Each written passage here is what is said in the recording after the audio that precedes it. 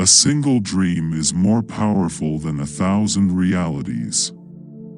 We dream in our waking moments and walk in our sleep.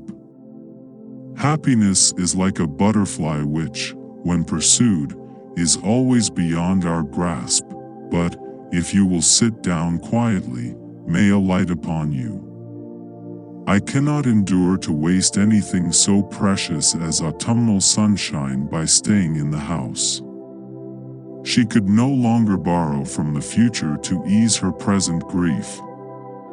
I have laughed, in bitterness and agony of heart, at the contrast between what I seem and what I am.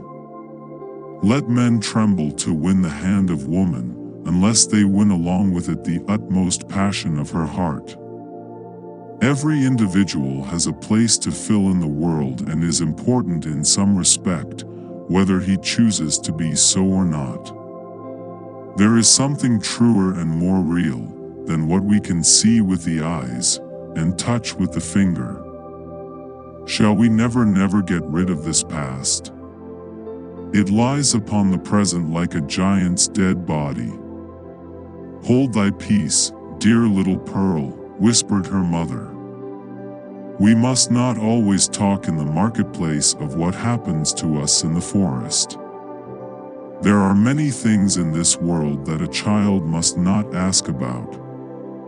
The sorrow that lay cold in her mother's heart converted it into a tomb. What other dungeon is so dark as one's own heart? What jailer so inexorable as oneself? It is a curious subject of observation and inquiry, whether hatred and love be not the same thing at bottom. When an uninstructed multitude attempts to see with its eyes, it is exceedingly apt to be deceived. She poured out the liquid music of her voice to quench the thirst of his spirit. All merely graceful attributes are usually the most evanescent.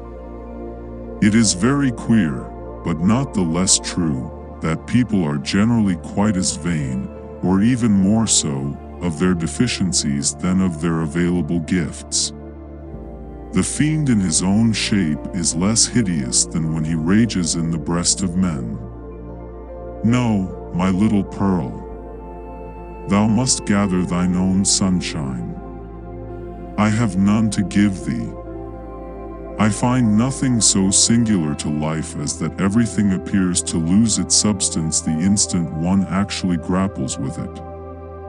In this Republican country, amid the fluctuating waves of our social life, somebody is always at the drowning point. Trusting no man as his friend, he could not recognize his enemy when the latter actually appeared. Women derive a pleasure, incomprehensible to the other sex, from the delicate toil of the needle. The world owes all its onward impulses to men ill at ease. The happy man inevitably confines himself within ancient limits.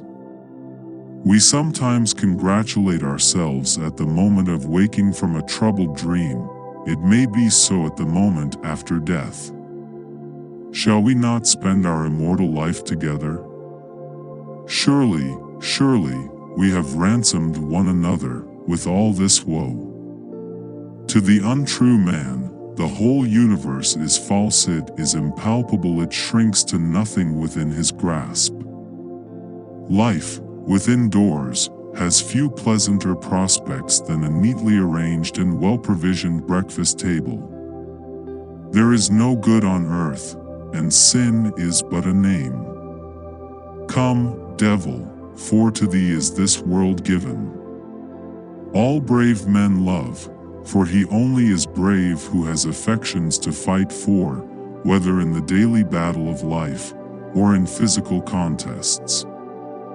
The horrible ugliness of this exposure of a sick and guilty heart to the very eye that would gloat over it. Like all other music, it breathed passion and pathos, and emotions high or tender, in a tongue native to the human heart, wherever educated.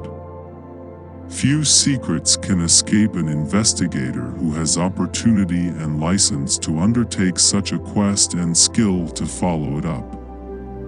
Her intellect and heart had their home, as it were, in desert places, where she roamed as freely as the wild Indian in his woods. Strength is incomprehensible by weakness, and, therefore, the more terrible.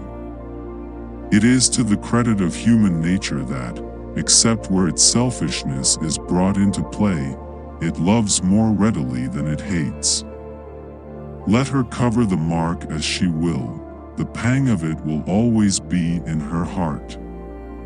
You speculate on the luxury of wearing out a whole existence in bed, like an oyster in its shell, content with the sluggish ecstasy of inaction. We must not always talk in the marketplace of what happens to us in the forest. This shall be the last of my benevolent follies, and I will never be kind to anybody again as long as I live.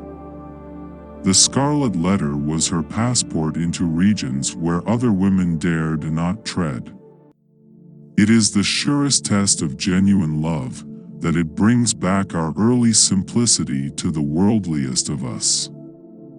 If a man, sitting all alone, cannot dream strange things, and make them look like truth, he need never try to write romances.